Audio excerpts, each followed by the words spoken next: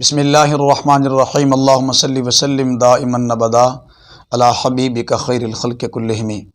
محمد ندیم صفدر آباد ضلع شیخ پورہ سے یہ بھائی پوچھتے ہیں اصالہ ثواب کا معنی کیا ہے؟ اصالہ ثواب کرنا شریعت میں جائز ہے یا نہیں؟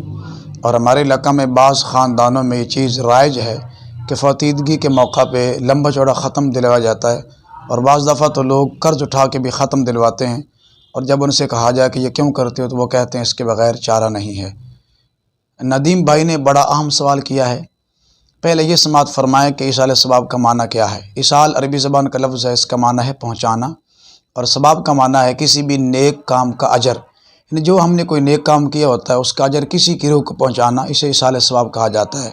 اصالہ ثواب دوسرے لفظوں میں دعا کا نام ہے، یعنی مرنے والے کے بعد اس کے حق میں دعائے خیر کرنا، دعائے مغفرت کرنا، اسے اصالہ ثواب ہی کہا جاتا ہے۔ جہاں تک ان کا دوسرا سوال ہے کہ اصالہ ثواب شریعت میں جائز ہے یا نہیں، تو بالکل شریعت مطہرہ میں قرآن و حدیث کی روشنی میں اصالہ ثواب کا کنسپٹ باقاعدہ موجود ہے۔ ارشاد باری تعالیٰ ہے ربنا اغفر لنا ولاخواننا الذین سبقونا بالایمان، کہ جو لوگ ایمان والوں کے بعد میں ایمان والے آتے ہیں وہ عرض کرتے ہیں اے ہمارے پروردگار ہمیں بھی بخش دے، اور ان لوگوں کو بخش جو ہم سے پہلے ایمان میں سبقت لے گئے، یعنی جو ہم سے پہلے ایمان لائے اور حالت ایمان میں دنیا سے رخصت ہو گئے ان کو بخش دے۔ اس آیت کریمہ سے اصالہ ثواب کا ثبوت ملتا۔ نماز پنجگانہ میں جو دعا مانگتے ہیں ربنا اغفر لی ولی والدی ولی والدی ولی والدی وللمؤمنین یوم یقوم الحساب، یہ دعائے مغفرت ہے اور یہی اصالہ ثواب ہے۔ اصالہ ثواب کا کنسپٹ موجود ہے، اور حدیث طیبہ میں ہے حضرت سعد انصاری رضی اللہ تعالیٰ عنہ، آپ میدان جنگ میں تھے، کئی دنوں بعد کئی مہینوں بعد گھر واپس لوٹے تو معلوم ہوا کہ والدہ محترمہ کا وصال ہو چکا ہے۔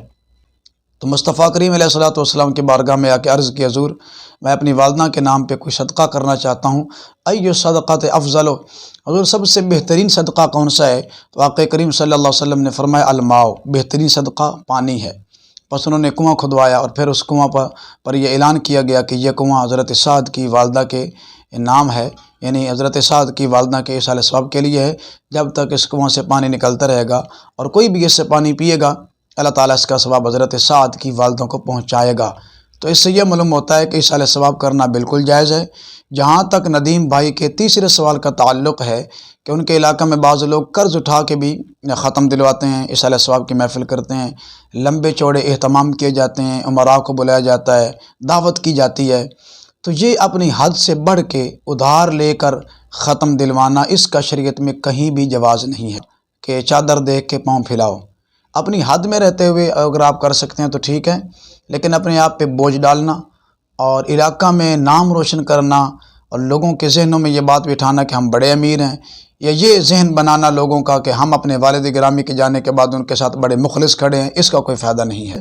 جتنی آپ میں وسعت اور طاقت ہے اپنی حد میں رہتے ہوئے آپ لنگر پکا سکتے ہیں، ان کے نام پہ لوگوں کو کھلا سکتے ہیں، اصالہ ثواب غرباء کو کھلائیں تو اس کا ثواب ہے۔ تو کسی سے ادھار لینا ناک رکھنے کے لیے، پھر نام اونچا کرنے کے لیے، یاد رکھیے گا اس سے کبھی نام نہیں اونچا ہوتا اور یہ کرنا جائز نہیں ہے۔ جو میں نے گزارشات کی ہیں وہ یہ ہیں، اصالہ ثواب کرنا جائز ہے۔ اصالہ ثواب کا معنی اپنے نیک اعمال کا اجر کسی کی روح کو پہنچانا، یہ بالکل جائز ہے، لیکن اپنی حد سے بڑھ کے ادھار اٹھا کر کسی سے مانگ کر لمبے چوڑے اہتمام کرنا اس کا شریعت مطہرہ میں کوئی جواز نہیں ہے۔ امید ہے آپ کو میری باتیں سمجھ آ گئی ہوں گی۔ اللہ تعالیٰ کی بارگاہ میں دعا ہے اللہ تعالیٰ ہمیں شریعت مطہرہ کو سمجھ کر عمل پیرا ہونے کی توفیق نصیب فرمائے۔ السلام علیکم۔